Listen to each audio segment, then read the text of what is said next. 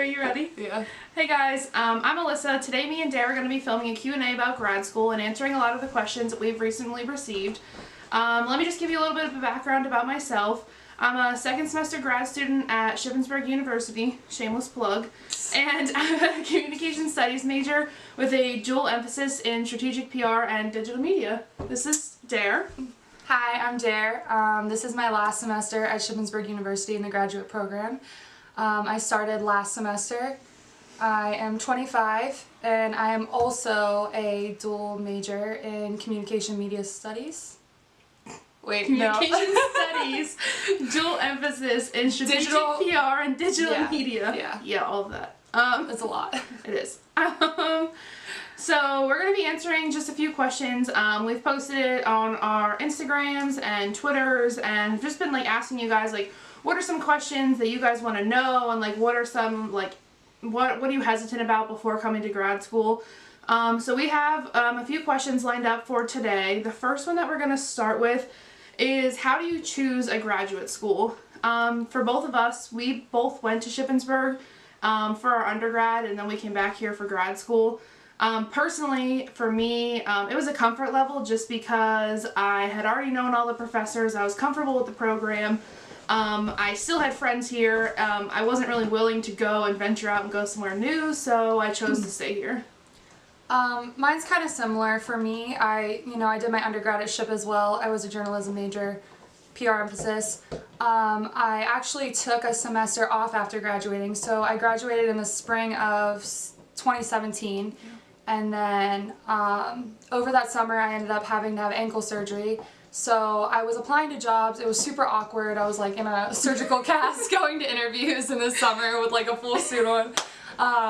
But I just kind of, while I was applying to jobs and job hunting, I felt like all the jobs that I wanted I didn't qualify for, and all the jobs that I did qualify for, I just couldn't see myself working there, or I didn't see myself being happy doing that, and I didn't see it benefiting me to what I wanted to do. So that was ultimately, after going through multiple job interviews, I was just I want more. I want something that's gonna help set me apart from the people that I'm competing against. So Ship was easy. I knew that I could do it affordably, so I was just let's give it a shot.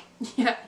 I guess kind of to transition into our next question, how does financial aid work? For both of us, we have two very different situations of how we're paying for grad school and how things are kind of going for us.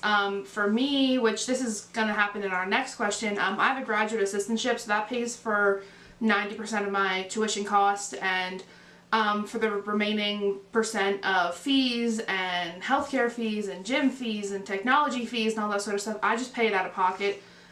Thankfully my mom helps me. Thanks, Mom. But I pay it out of pocket. Thanks, Bev. I pay it out of pocket because I don't know, my mom's never been a big let's go into student debt kind of person, so she'll pick up extra hours at work to pay for the fees, or I'll kind of chip in, and it's not that much. It's only $1,200 a semester, and to some people that might seem like a lot, to some people that might seem like pocket change. So for me, it was easier to just pay that out of pocket rather than go through the whole process of taking out loans with interest. I didn't do financial aid, so that's why we just pay it out of pocket, because we never applied for it. I mean, I probably could have, and I probably would have gotten some money towards it, but we never chose to go that route, but you did. Yeah.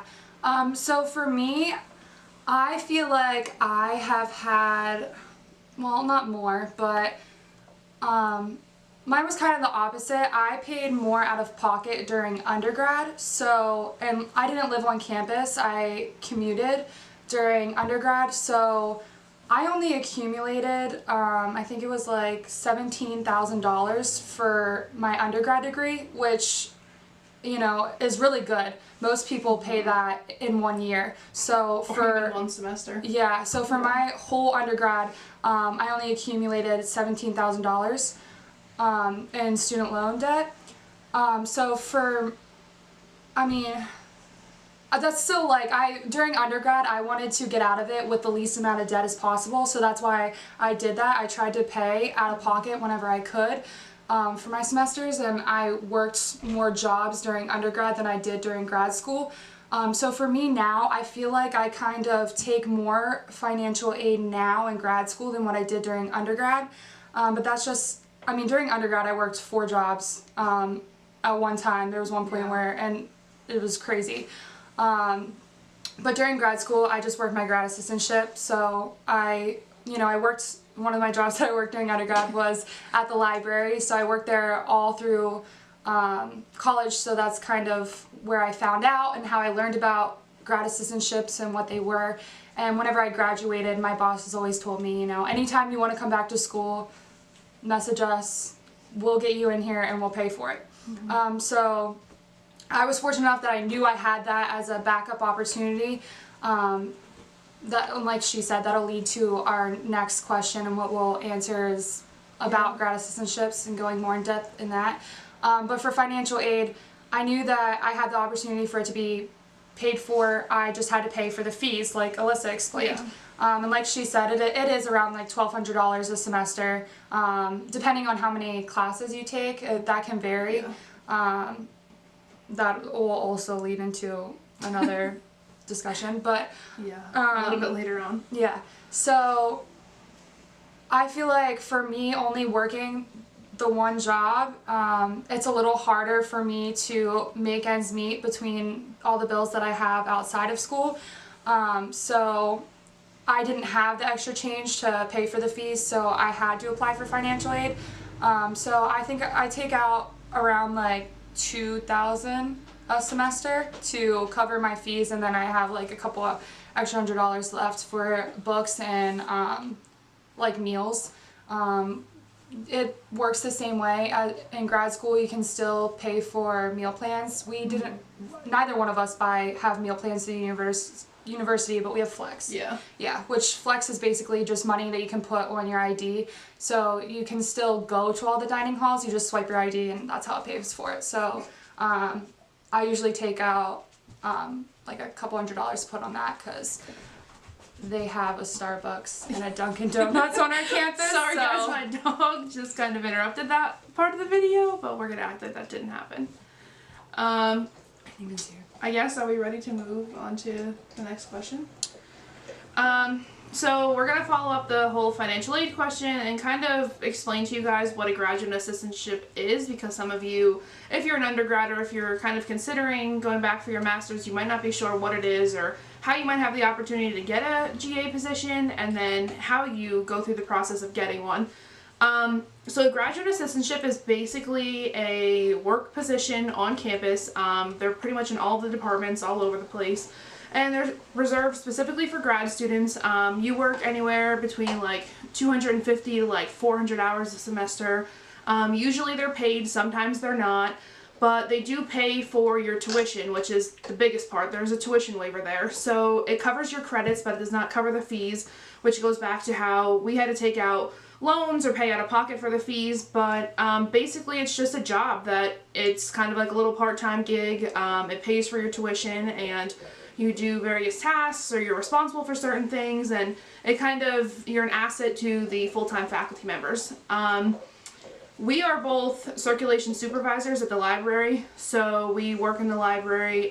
We sit behind the circulation desk. We just have to know all the ins and outs of the library. We assist the undergraduate students, but for the most part we just kind of supervise them. And that's pretty much it. It's pretty self-explanatory. So Darian has worked at the library a lot longer than I have, so I'm going to kind of let her explain more about the position and graduate assistantships in general, because she's the reason that I got mine. We were friends in undergrad, and I was telling her how I was thinking about coming back to grad school, but I wasn't really sure, and I kind of delayed, and then I wasn't really sure what I wanted to do, and so I kind of went to her for advice, and she ended up getting my GA position for me, so I'll let her expand on that. Kind of going back to why we chose Shippensburg, you can do I feel like it's kind of common to do your undergrad, well, at least in small schools, like D2 schools, like Shippensburg, the one that we go to, it's common for people to go back for their master's at the same place they did their undergrad. Yeah, I agree. But, you know, I feel like with larger institutions like D1 schools, most people go elsewhere for their master's. But the grad assistantship at like the D2 level is kind of why we chose to stay at Shippensburg, a D2 program for our master's, just because when they're a lot harder to get. When you go to a larger institution, you're competing with, you know, masses of students and everyone, ideally, like, everyone wants their, you know, tuition paid for. Awkward. Yeah. Okay, so after rewatching the footage on the computer, we decided to actually split this up into 2 videos, just so it's easier to watch on you guys. It was getting pretty long. Yeah. So, we're gonna split it up into 2 separate videos. This will be part 1 where we cut it off, and then check back in probably 2 weeks. Yeah. For part 2. In the meantime, if there was anything that we started to talk about and missed, or you would like to see in part 2 that we might not touch on, comment below, and we'll make sure that we... Yeah, we'll make sure that we hit it next time. Yeah. Thanks, guys. Thanks for watching.